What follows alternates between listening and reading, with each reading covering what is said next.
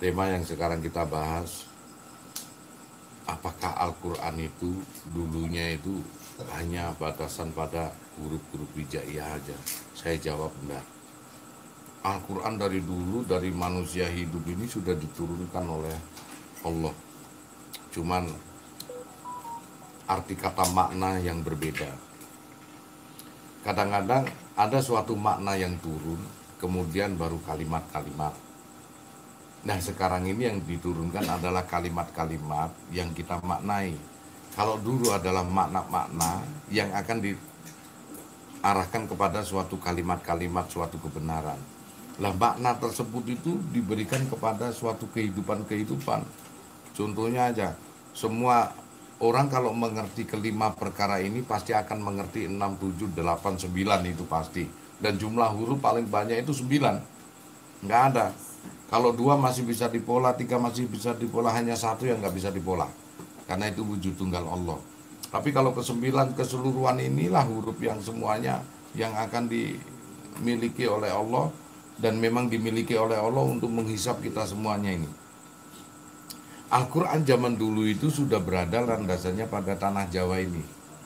Nah, kalau ilmu pengetahuan sekarang dari mulai Sokrates ya, Sokrates kemudian turun kepada muridnya Plato, Plato ke muridnya Aristoteles, Sokrates itu semuanya itu mengenal kaum yang disebut Atlantis. Ada benua Atlantis yang hilang. Kalau kita mungkin tidak mengenal benua Atlantis ya, Atlantis ada di Indonesia ini. Atlantis yang letaknya sekarang mungkin jadi ibu kota ini ya Atlantis ya. Ya mungkin bisa dikatakan mungkin. Tapi kalau zaman dulu itu zaman yang disebut pewayangan kita mengenal ini. Ini dikiamatkan antara batasannya Nabi Adam sampai Nabi Nuh adalah 10 generasi. Pada saat itu usia manusia kan 950 tahun Nabi Nuh. Nabi Adam 930 tahun, Siti Hawa 875 tahun, kemudian Nabi siapa lagi, Nabi Sis juga 870 tahun. Karena durasi manusia zaman dulu itu panjang-panjang, maka satu generasi disebut 1000 tahun. Jadi antara Nabi Adam dan Nabi Nuh ini 10 generasi, berarti masih 10.000 tahun. Nah, antara Nabi Nuh dengan sekian sampai kita sekarang ini masih 7.800 tahun, belum ada 10 generasi. Berarti masih lebih panjangan Nabi Adam dengan Nabi Nuh. Kemudian dikiamatkan dijadikan 7 sampai 8 orang saat itu. Nah, jadi kita ini adalah makhluk-makhluk manusia yang generasinya Nabi Nuh. Panjang sih ceritanya itu. Kono Nabi Nuh itu orang Lamongan, Paciran Cak. Loh, kapalnya lu tuh kok kayu jati, dan kayu jati itu tidak akan bisa tumbuh tanpa di tanah Jawa ini. Loh kenapa kok ngomong Paciran?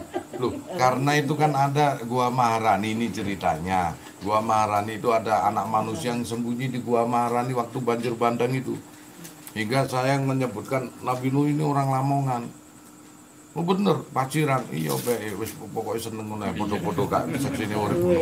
Mungkin nakal ini yo iya lho gak gelem. Heran. Lupa enggak? Saiki lho nggawa kayu jati digawa nang Gunung Jodi ngono iku masuk akal enggak? Nek gak gawene kapal nang kene. Yo nang Tanjung Kodok ngono kuwi, jare sapa jare Gus Anton ngono ae lah. Wong karek gak percaya kon foto bukan saksi hidup kan kasih meraba-raba kok. Karena kayunya kayu jati yang tidak bisa tumbuh dimanapun, berarti Nabi Nuh ini orang apa? Orang Jawa. Muhammad Nuh orang Jawa kok. Loh, Mike Tyson itu orang Madura. Loh, nang Madura jenenge Matasan. Loh, sakarepku lho. Kok Nabi nuntut aku wong sakarepku kok. Masih Cuk Norris iku wong Surabaya asline anu iku mana. Cak Norris iku.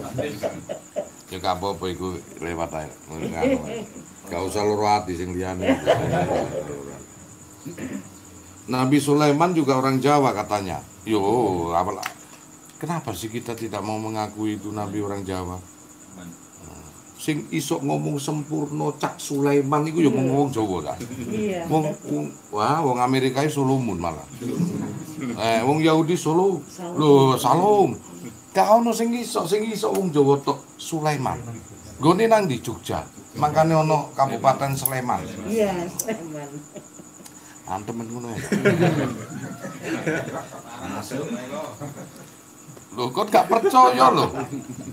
Wong ya padha gak uripe nang jamane kon kok ngeyel. Ini wis kebanggaan tersendiri orang. Lho, nang ngene surat 32 ayat 36 lho didelok po. Kok kowe tak kandhani yo. Sulaiman memerintahkan jin-jin membuat patung seperti mangkok. Ya toh? Mari ngono dihiasi terate dengan mangkok tertelungkup lho iku stupane Borobudur. Jarene. Yo bener iku.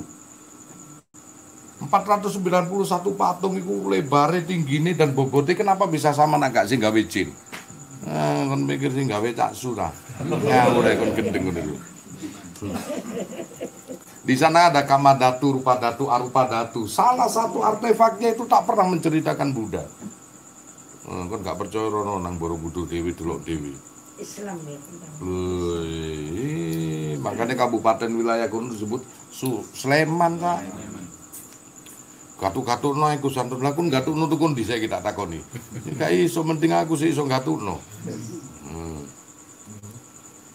Gak mungkin nabi-nabi wong Jawa iku Nabi Sulaiman Cak Su. Sapa meneh? Nabi sing gak duwe umat iku sapa? Samun. Bahasa Arabe Samun. Samson iku basa Yahudi Cak. Lho, Samsun Dalillah. Samsun Betawi. Gak percaya. Makanya ono ilmu Samun Zaitu Maimun. Safe Kuntan Samun Zaitu Maimun. Iku nek di rituali datang lho itu. Nek gak percaya ritual ono dhewe. Samun Zaitu Maimun ada. Itu Nabi yang memang tidak punya umat, Rasulullah sendiri iso guyu kepingkel-pingkel itu. Karena dia membunuh orang Yahudi hanya dengan 3.000 orang itu dengan satu titik. Enggak lepas dari tempat itu, Sampun itu. Saking gregetan karo wong Yahudi itu. Sama anunya unta, tulangnya unta itu. Nah, perlu dimengerti. Dulu tanah Jawa ini turunlah Al-Quran di tanah Jawa lewat ayat kauniyah yang terhampar di alam semesta. Hingga konsep sedulur papat itu ono jamban biyen sampai saiki itu masih Rasulullah didamping sampai sedulure papat, yaitu Sayyidina Abu Bakar, Sayyidina Umar, Sayyidina Utsman, juga Sayyidina Ali. Sama dulu ini Rasulullah didamping Sayyidina Umar, Sayyidina Abu Bakar, Sayyidina Utsman dan Sayyidina Ali. Sama saat itu Punto Dewo Yudhistira hadir didamping Bima, Arjuna, Nakula, Sadewo. 5 ini kalau dia rukun mampu menghantam Kurawa yang 100 bahkan sak centeng-centengnya sekalipun. Kita pun juga punya dari ayat kauliyah, yaitu rukun Islam kelima syahadat asyhadu an la ilaha illallah wa asyhadu anna muhammadar rasulullah. Punto Dewo sing iso nyekel jamu sekali musodo. Mari ngono Bima Sena duwe kuku ponco naka ponco 5 naka kesekten. Apa salat 5 waktu lho padha asline. Raden Harjuna sing seneng bertapa nyari gaman ageman disebut begawan ciptoning. Nah, senengane poso. Nakula Sadewa ahli sedekah dan ziarah. Wah, ini makanya 5 ini dulu ayat kauliyah sudah turun. Nah, iya aku ngomong ya. Maaf ya, enggak merendahkan satu bangsa hingga ayat itu turunlah kauliyah yang ada di surat An-Nisa, sampai dijabarkan siapa-siapa saja yang harus kau nikahi, sampai disebut jangan kau menikahi anakmu, jangan pula kau menikahi anak dari sampai mendetail itu. Berarti maaf ya, saking gobloknya zaman itu jahil. Saiki tak takoni, umpama anakmu ayo apa tok rabi dhewe? Al-Qur'an sudah kau. Umpama iki ana dompet nganggur apa tok colong tok jupuk tak duduk. Al-Qur'an kau sudah. Kenapa sampai dijabarno sidik-sidik? Karena memang zaman dulu disebutkan surat Yusuf itu zaman paling jahil ya, zaman Kalau paling itu bodoh. terjadi sekarang. Ya itulah Banyak itu, makanya watak-watak saya hewan. di kejadian tuh ada soalnya nanganin di waktu itu. Ya bapaknya ke anaknya sampai mati berapa kali gitu. Padahal di zaman sekarang Dalam suatu itu, perbandingan itu kemudian 1000 banding 1 bisa tidak diajukan suatu landasan untuk diugemi hanya berarti suatu tadabbur apa, aja, hanya oknum suatu gitu ya Pak ya, ya. oknum. Enggak lah, yang mana suatu perbandingan aja diperbandingkan kalau tidak imbang, itu sekiranya itu bukan suatu landasan untuk acuan untuk diugemi, untuk diyakini, Bu. Bukan masalah diyakini, dijadikan landasan contoh itu tidak boleh. Nah, karena 1000 orang mungkin terjadi 1, nggak ada perbandingannya. Kecuali 1000 orang 400, nah itu baru kita bahas, Bu. Kalau cuma 1000 orang 1 itu mana yang disesatkan sama Allah, mana yang menjadi landasan. Nah itu. Ada memang seperti itu ada. Umar bin Khattab pun juga punya anak perempuan sampai dikubur hidup-hidup. Umar bin Khattab. Lantas berlalunya waktu juga beliau juga beriman kepada Allah. Juga meninggalnya secara husnul khotimah sudah baik. Jadi landasan itu tidak bisa dijadikan landasan contoh. Begitu kan.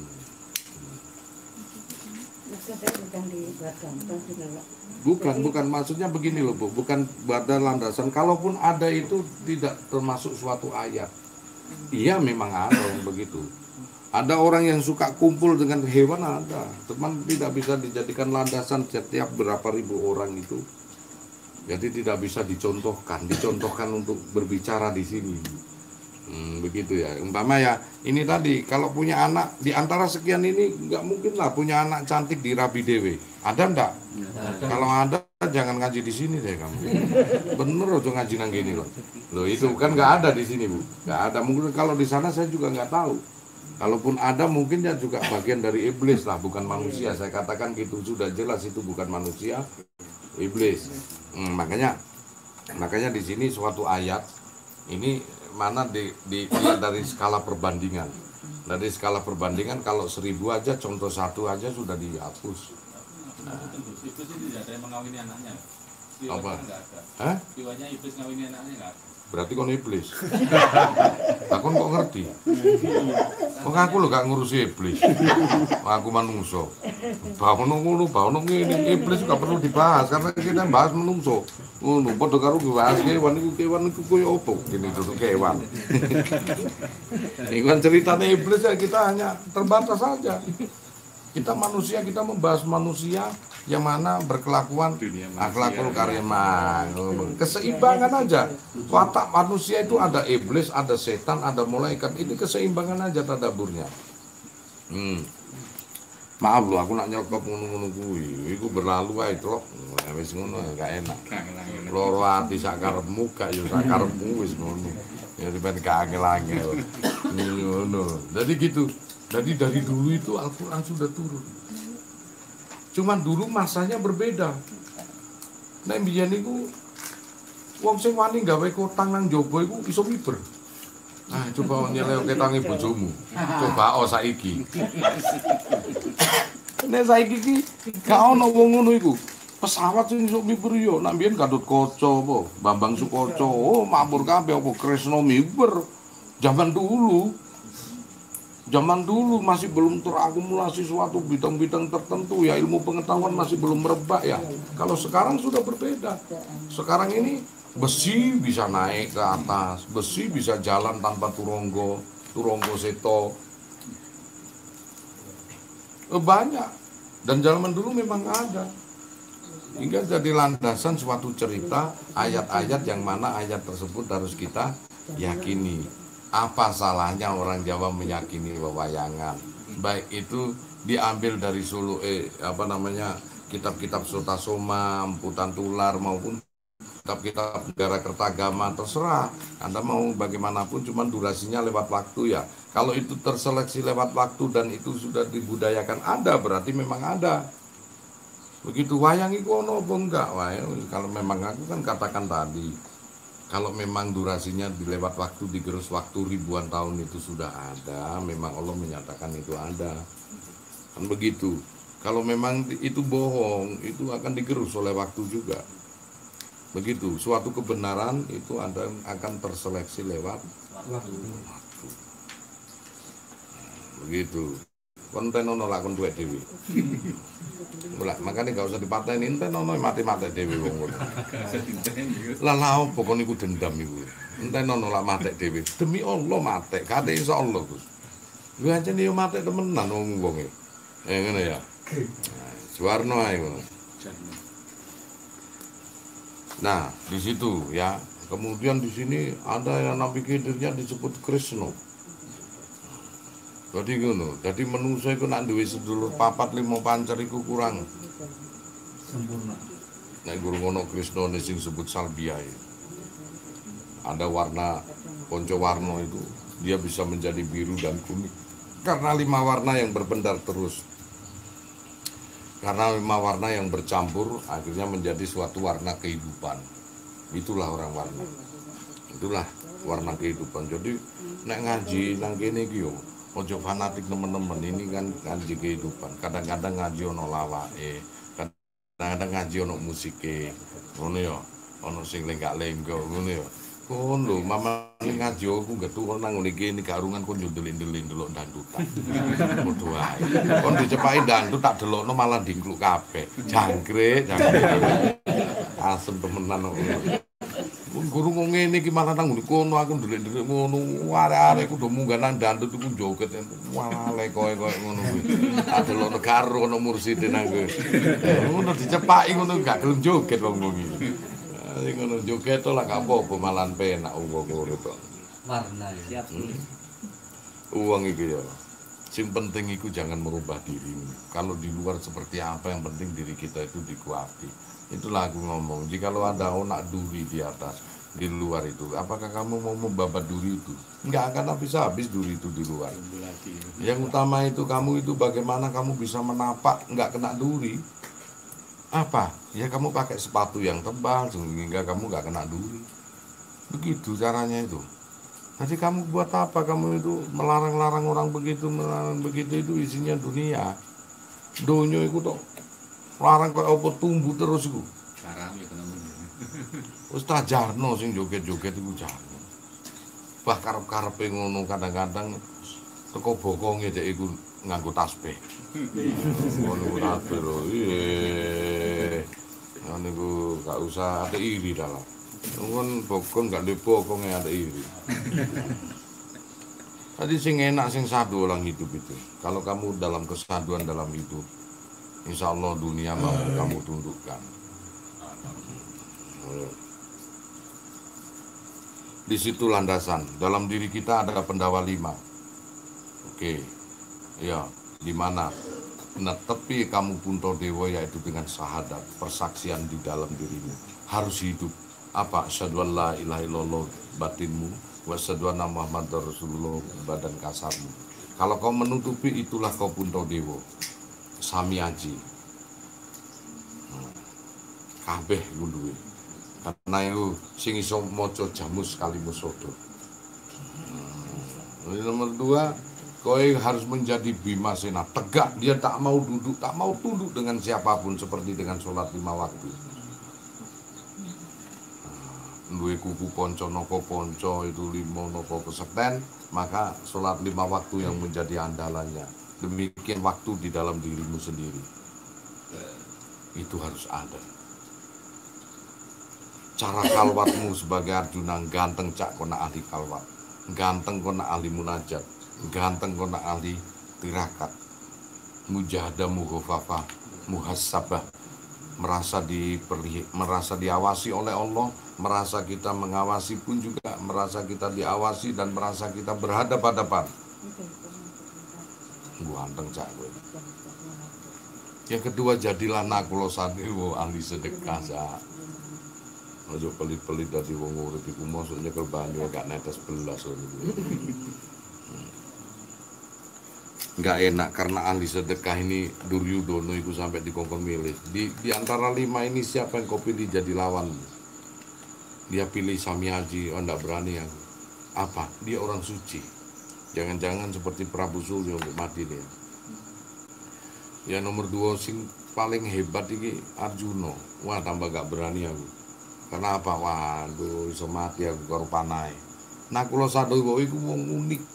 Karena orang sedekah dalam perang pun sobek aja ndak Sadewa karena ahli sedekah. Kalau dia mau perang itu sedekah dulu. Yang lawan utamanya Bima itu. Makanya yang memegang surat 5 waktu itu kau pertaruhkan setiap harinya untuk amalan. Nah, disinilah konsep ngaji HKKT Quran yang mana dulu pernah bersinggah di sini. Nah, di tanah Jawa ini berupa ayat kauniyah yaitu Pandawa 5. Sebelumnya itu pun juga ada. Wah kalau cerita banyak sih, ada Arjuna Wiwaha, ada Arjuna Sosrobahu, ada pula Wayang Purwo ya, lahire Semar. Kaya apa itu teko Nabi Sis punya anak itu siapa ya? Said Anwar sama Said Anwas. Said Anwas itu yang menurunkan keturunan Mangiwo para nabi-nabi.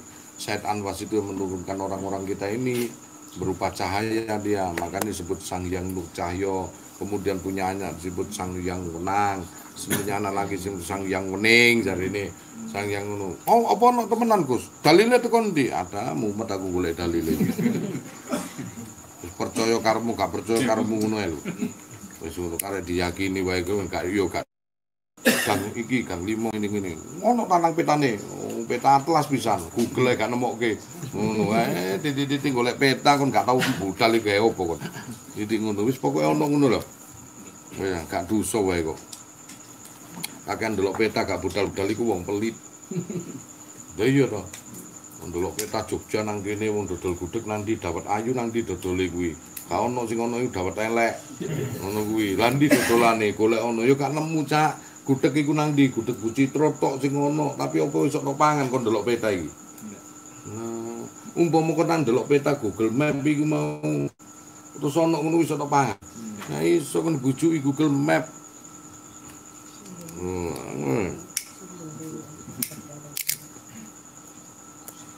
Nah, disinilah landasan kita ini kebanyak kejebak lewat peta-peta. Tapi kita tidak segera mungkin untuk bisa tawaju dalam arti berangkat ke arah sana. Kemudian landasannya semua baik ini ayat kauniyah maupun kauliyah sudah diturunkan berupa suatu kalimat-kalimat untuk mengingatkan kita kembali bahwasanya dulunya Al-Quran pernah turun berupa ayat kauniyah yang terhampar di alam semesta. Kemudian sebagai landasan ukuran kita untuk beriman kepada Allah, maka kita sebaiknya meyakini. Semua ini pada tahap meyakini. Seberapapun yang kamu hebat kau download ke dalam dirimu, maka di situ pula lah kamu akan menelurkan sesuatu hal yang kau download. Sudah, bagaimana kalau kamu di dalam dirimu banyak sekali Allah? Iya kan neraka mampu menyentuh.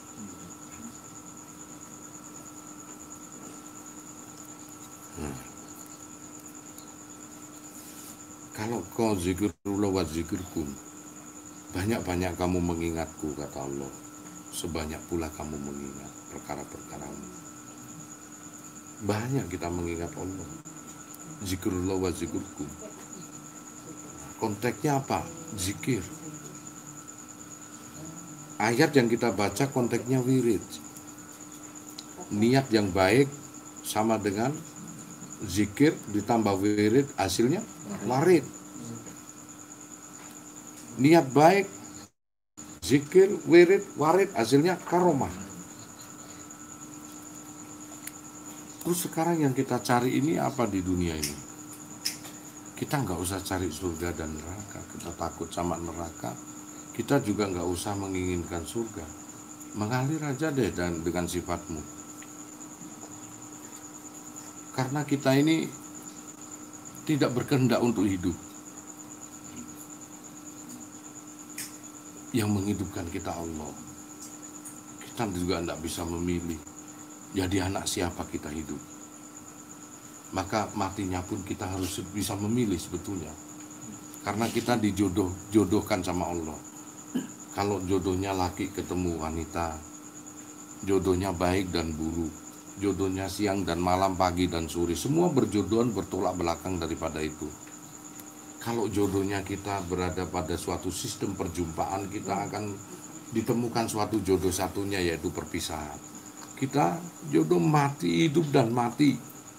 Dan kita ini ada satu perjodohan, yaitu tentang hidup. Kita hidup di dunia, jadi anaknya siapa, kita tak pernah bisa memilih. Harusnya kita sekarang harus bisa memilih kapan waktu matinya. Seperti apa kita matinya. Ya. Inilah zikir sakaratul maut. Bagaimana kamu berzikir sakaratul maut? Dengan mengerti syahadat sakaratul maut. Kalau kita nggak pernah bercita-cita dengan zikir sakaratul maut, kita akan ketemu dengan al-maut. Bahkan malaikat pun ngeri lihat al-maut. Yang nyata-nyata al-maut diberikan kepada kuasanya malaikat Israel.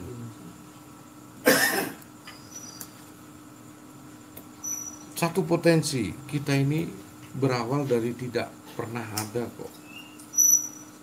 Umpama saya ini umur 53 tahun ya, 54 tahun bukan disebut sesuatu yang bisa disebut. Artinya apa? Sosok Gus Antun tidak bisa disebut dengan nama juga. Atau bisa disebut dengan suatu hal yang suwung, yang kosong. Yang belum bisa disebut dengan suatu sebutan sekalipun.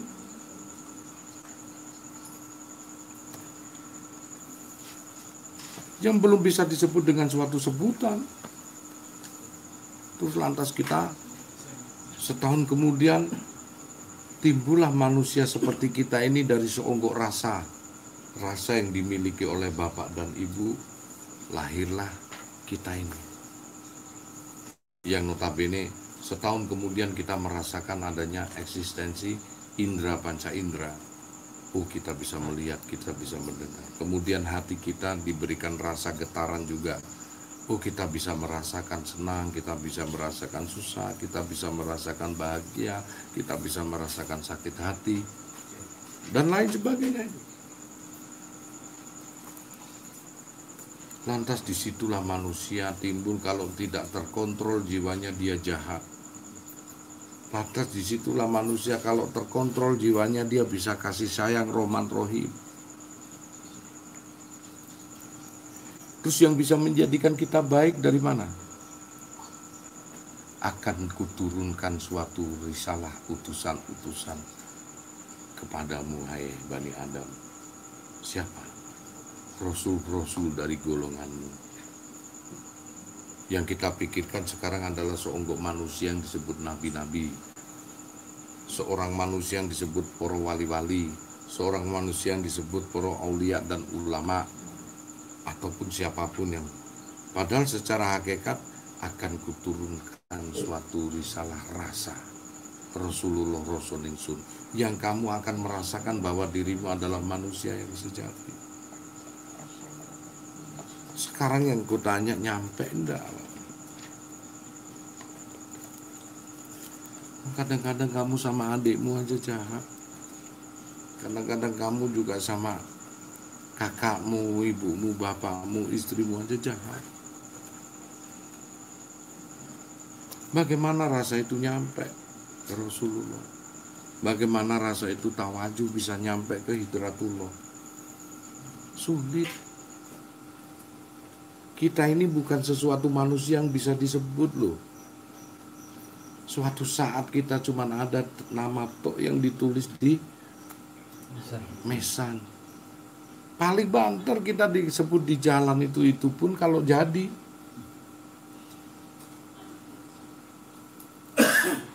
Dari tidak ada menjadi ada, kemudian ditiadakan sama Allah. Inna lillahi wa inna ilaihi rajiun. Semuanya dari Allah akan kembali ke Allah. Yang kita serap di sini adalah sifatullah, kuni-kuni sifat. Menyerap sifat-sifat yang terpuji itu seperti kita. Makanya berbicara gini mau untuk terus hasanah ya. Mengambil contoh-contoh yang terpuji dia. Maju pateka kadang setengah mudar karena guru nih soalnya mau ngaji kui. Yo. Terus bengon agak ditekuk ngono kuwi gak lulus-lulus. A'udzubillahi minasyaitonir rajim. Wis gak karu-karuan kena Sunan Kalijaga nga'udzubillah. Ngalamin. Minasyaitonir rajim ngalamin wis cukup iku sebut walih kutub. Yo gak dicontoh kaya ngono iku. Sesuatu kalau ndak baku itu bukan hakikat yang sejati, Cak. Nah sekarang hakikat manusia itu seperti apa hakikat rasa? Hakikat manusia ya rasa tersebut. Tetapi hakikat diri adalah dari sang. Cari kegelapanmu sendiri. Cari suwungmu sendiri. Maka di dalam kegelapanmu kamu akan mengerti jati diri. Maka di dalam rasamu juga kamu akan mengerti kesempurnaan manusia. Kamu harus bisa lepas dari nasu. Kamu harus mengetahui jabarut, malakut, dan laut. Karena disitulah ada alam ruqyah, waqiyah, nakiyah, jiniyah, uluyah, sultan, awliya, alam nabiyah. Di alam barzah sana itu luar biasa ombone. Sedangkan kamu berada di suatu tempat aja sekarang meskipun kau sanggup duit banyak. Tapi kau tidak mengenal tempat tersebut. Bingungnya luar biasa. Tak pernah punya saudara. Apalagi kau mati besok. Kau mati kau kira alam barzah itu sempit. Luas, Cak. Pertanyaan itu tidak pernah ada pertanyaan alam kubur. Tapi pertanyaan alam barzah. Setelah kamu mati, kau sudah selesai tugasmu di sini. Ada 2 kali tugas. Alam barzah dan alam akhirat. Sambung rentang itu, Cak. Kau ngaji nang kene iki sakjane iki goleki opo sih? Kabeh masih kon nyambut gawe golek ridhone Allah, Cak. Sing kau cari itu jati dirimu ini. Kamu itu masih belum bisa disebut dengan sesuatu sebutan loh itu. Manusia ini adalah hukum getaran. Kita ini hanya seonggok getaran aja. Kau belajar ilmu pengetahuan sudah. Warna tidak pernah terjadi di luar. Itu hijau, itu merah, itu kuning. Aku kan bilang sama mahasiswa dulu. Ini mawar warnanya apa? Merah. Benar ini warna merah realita atau persepsi? Realita, kenyataan ini iya. Coba aku geser sekarang ke orang buta warna-warnanya apa? Hitam. Bukan realita. Kok kira daun itu hijau warnanya? Enggak. Warna di luar ini tidak pernah ada. Di luar ini yin dan yang, hitam dan putih. Karena itu seonggok getaran dan mata kita getaran. Kenapa kita bisa melihat warna? Karena mata kita ada durasi bulu lembut yang disebut nanometer. 460 sampai 725 nanometer. Maka semua orang sepakat melihat warna merah, biru dongker, dan lain sebagainya. Berarti kejadian dan peristiwa itu terjadi di dalam, bukan di luar. Nih, kuping nih, 20 sampai 20 ribu hertz baru orang bisa mendengar. Indahnya suara kuping ini dipantulkan Victoria, dipantulkan ke hati, kemudian disimpulkan ke otak. Bentuknya V, kita tangkap panca indera, kita getarkan di hati, cocok itu dengan lagu. Makanya langsung disimpulkan di otak, jadilah kehidupanmu. Makanya hati-hati kamu dengan lagu, hati-hati kamu melihat orang, hati-hati juga kamu menyimpulkan suatu penilaian. Belajar begini baru tahu. Ternyata warna tidak pernah terjadi di luar, di dalam dirimu. Yang di luar ini yin dan yang. Hitam dan putih. Coba kenapa gunung itu dari kejauhan kelihatan biru, kemudian dekat hijau, dekat lagi coklat? Kalau memang realita itu tetap tidak akan bisa berubah itu warna. Karena matamu. Nah, ya toh. Tembok yang 3 meter kalau sejauh 150 meter segini nih. Karena matamu yang nggak nyampe.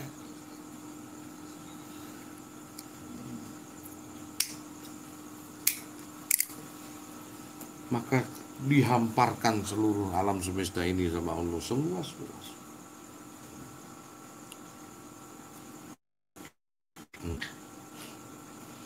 Lantas kita ini mau kemana sekarang ini? Kalau seonggok getaran ini sudah dikubur, apa yang kita, yaitu getaran-getaran yang berdurasi rasa, yang mana akan terserap di alam semesta ini dengan rasa Gus Anton, dengan rasa diri kalian masing-masing. Alam semesta ini hanya menyerap getaran-getaran kita.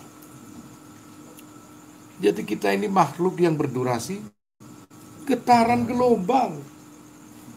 Kok geeran kau niku?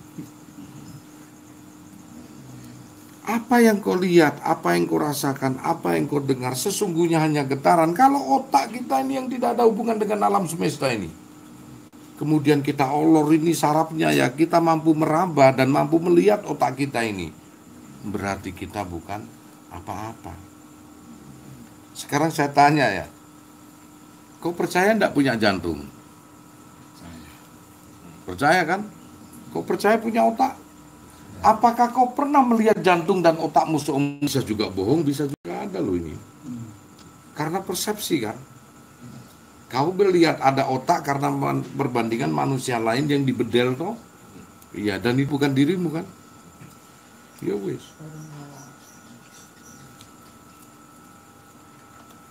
Betul. Sesungguhnya apa yang kita pegang, apa yang kita rasakan tak akan pernah terjadi kan? Iki bingung bener, iki maksimalkan otak. Tapi hakikatnya bukan enggak ada. Ya wis dijawab dong. Ibu kan tanya hakikatnya, berarti hakikatnya kan nggak ada. Saya kan menjabarkan tentang bagaimana sisi syariat bahwa kita ini seonggok manusia yang berdurasi getaran yang disebut manusia, yang mempunyai nama kan.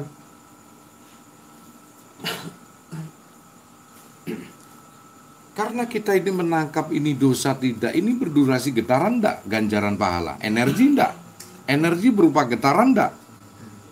Enggak.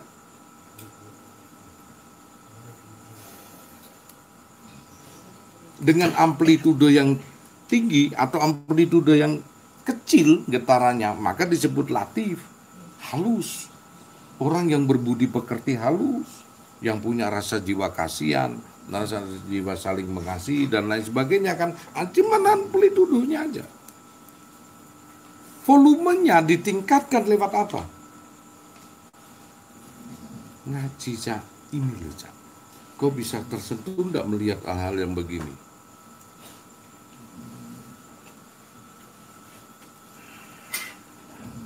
Kenapa kita takut? Kalau kamu hanya seonggok getaran aja, hanya frekuensinya kamu naikkan atau kamu turunkan. Kau bisa mengenal Allah kalau kau menurunkan frekuensi ketegangan ini mencapai latif. Kenapa? Kau nyampe enggak otakmu ini? Ini tak ajak tasawuf modern, belum klasik. Terus lantas ada orang yang sedang berbuat buruk, kau nilai. Terus lantas ada orang yang baik, kemudian kau nilai. Mereka juga seonggok getaran, nggak ada bedanya dengan dirimu. Tersusun dengan waktu inilah kita keriput. Semuanya akan memudar. Warnanya pun akan memudar. Kecantikan dan kegantenganmu pun juga akan memudar. Beriring dengan waktu berjalan getaran ini. Karena kita produk alam semesta.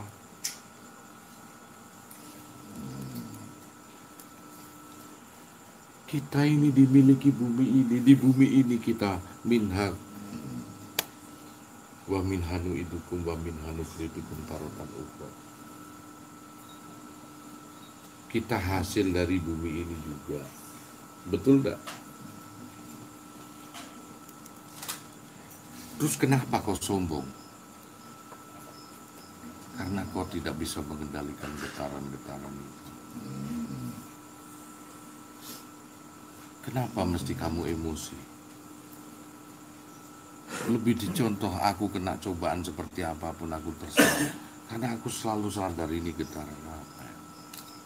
Coba aku diem aja dulu dah. Coba sebisanya kita berguna, kurangi apa yang kita punya, kurangi untuk melembutkan lagi getaran kita. Kalau kau punya harta, kurangi hartamu juga untuk melembutkan getaran. Semua itulah bejana perhubungan. Kau pertaruhkan kalau kau punya ilmu, apa yang kau punya, hanya karena untuk menurunkan frekuensi getaran. Jadi, kalau begitu Gus, getaran itu energi, berarti kitalah seonggok energi. Ja'al sawabam makoroknahu wa mahalalnahu wa kobarnahu. Hanya sawab kita ini. Materi akan menjadi energi, energi juga akan bisa menjadi materi. Bagaimana materi akan jadi energi? Bakar itu kayu. Bagaimana energi juga bisa menjadi materi, kepadatan. Hukum kekekalan energi, kau bisa melihat. Belajar banyak ilmu fisika, kimia, teori-teori fisika dari Albert Einstein, Isaac Newton, Albert Einstein, Stephen Hawking.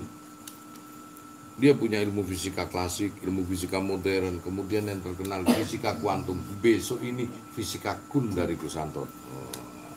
Cocok saya. Akan saya bahas fisika kun kelak komplit pada session tertentu dengan durasi waktu 3 jam 45 menit, 4 jam kurang seperempat menit. Nek aku mood kadang pusing. Nah, hitung-hitungannya.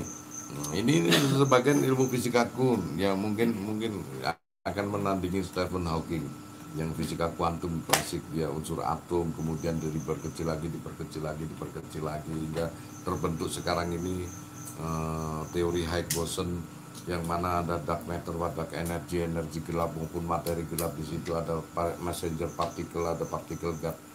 Nah, makanya di messenger particle kamu tahu, kalau kamu itu melihat ikan ya, ikan barusan pertama kali dia akan mempertunjukkan suatu ilmunya. Itulah ala di alama bil kolam.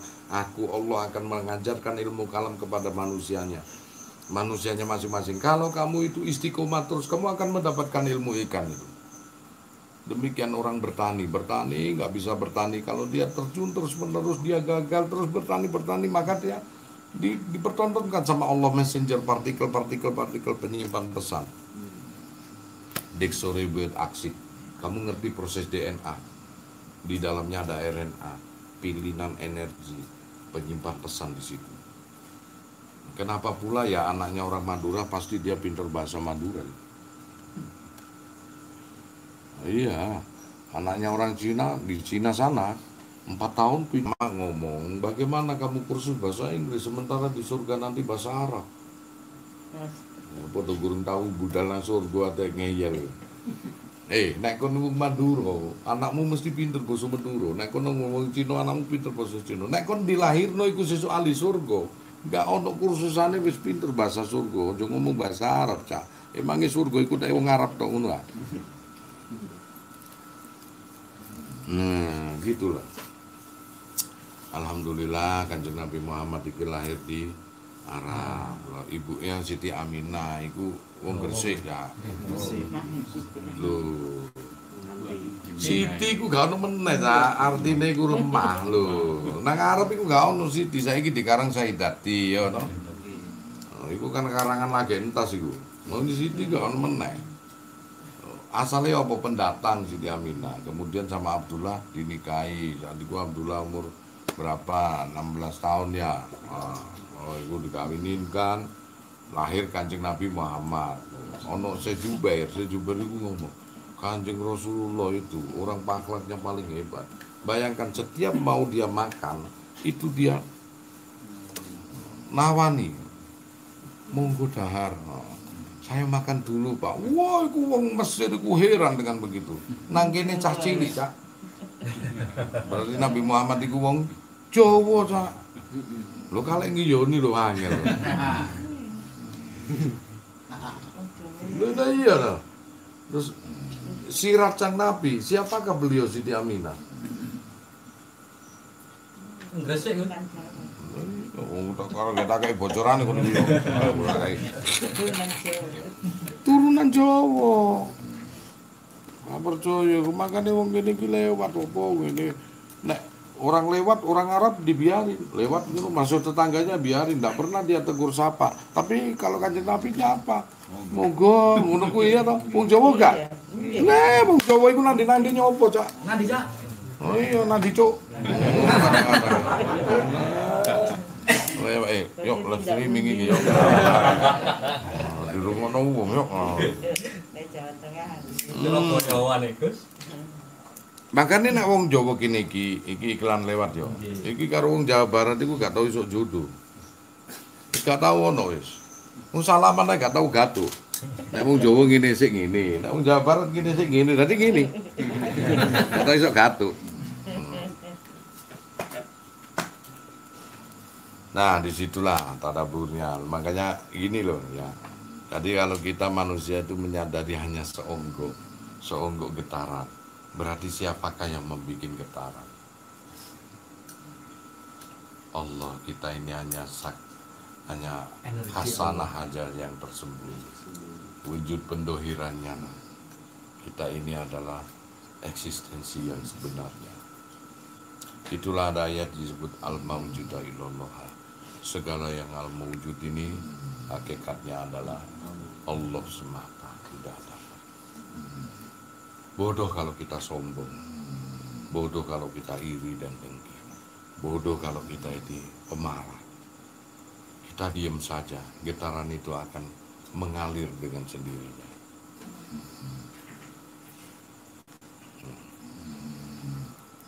Fitrah kita sebagai manusia hanya untuk menjalankan aja apa yang mestinya kita lakukan.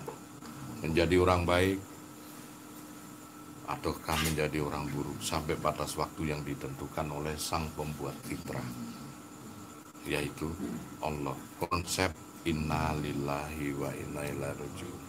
Semuanya dari Allah kan kembali kepada Allah. Juga konsep la haula wala quwata illa billah. Itu konsep getaran. Tiada daya dan kekuatan kecuali datangnya dari Allah. Dan daya itulah getaran.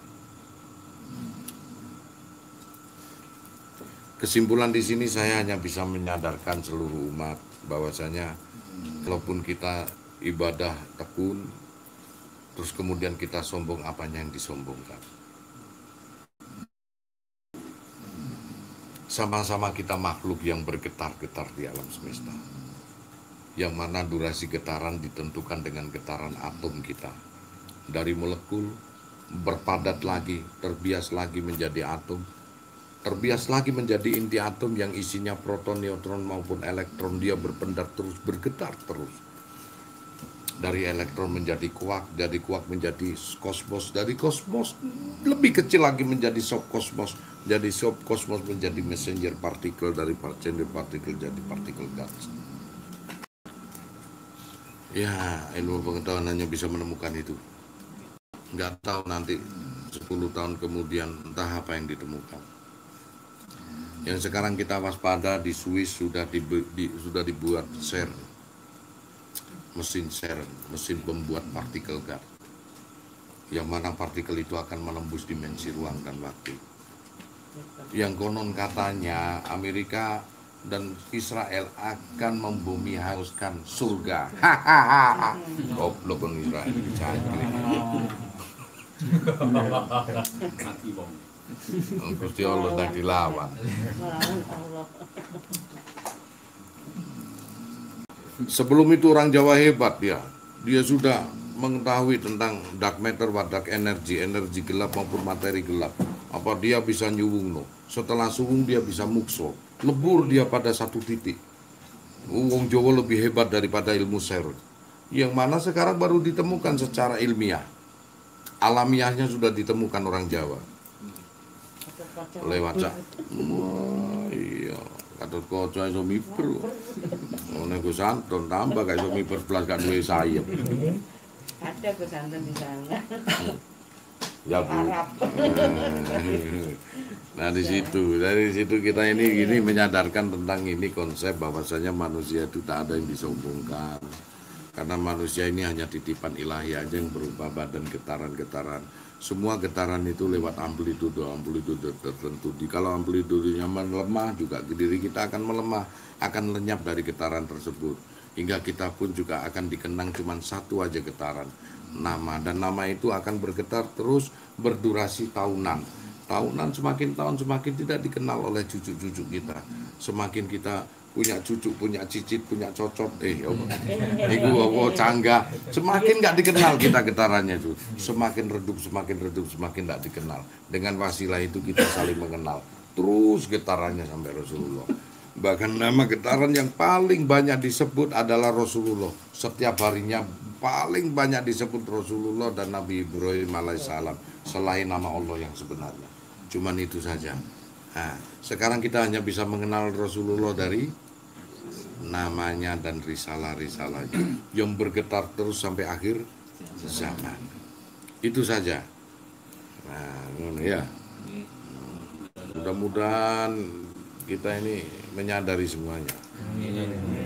Jangan sampai kita sombong. Itu aja kesimpulan dari yang saya ungkap di sini, bahwasanya secara tasawuf modern kita manusia hanya seonggok getaran. Ini pun juga getar. Apa yang kita lihat, apa yang kita dengar, apa yang kita rasakan, apa yang kita sentuh, semua adalah getaran-getaran dengan amplitude masing-masing. Semuanya sebuah getaran. Kematian, kehidupan, husnul khotimah, su'ul khotimah hanya suatu rasa, dan rasa pun juga seonggok getaran yang ditangkap oleh otak, digetarkan lewat hati, diambil kesimpulan, hanya itu saja. Akhirnya terbedakan antara orang yang pintar, orang yang cerdas, orang yang bodoh, orang yang canggih sekalipun. Terus buat apa kita sombong? Getarkan di dunia ini suatu getaran yang baik. Selesai. Oke, saya tutup. Mudah-mudahan kesempurnaan itu semuanya milik Allah, dan kita memang manusia yang ada keterbatasan. Disebut manusia sempurna karena kita bisa nutupi dan mengantisipasi kekurangan kita, yang terutama bisa mengisi kekurangan kita hingga kita menjadi yang lebih sempurna dari yang sebelumnya. Itu saja. Nah, akhirul kalam, mudah-mudahan kita paham semua, baik saudara-saudara yang ada di Nusantara ini. Mudah-mudahan sedikit aja, tapi kalau paham itu kan akan menjadi suatu berkah dan hidayah. Kita sadar sebagai manusia sempurna. Nah, baik, kalau gitu saya tutup. Wassalamualaikum warahmatullahi wabarakatuh. Waalaikumsalam warahmatullahi wabarakatuh. Santai, Cak. Bisa ngulet aku.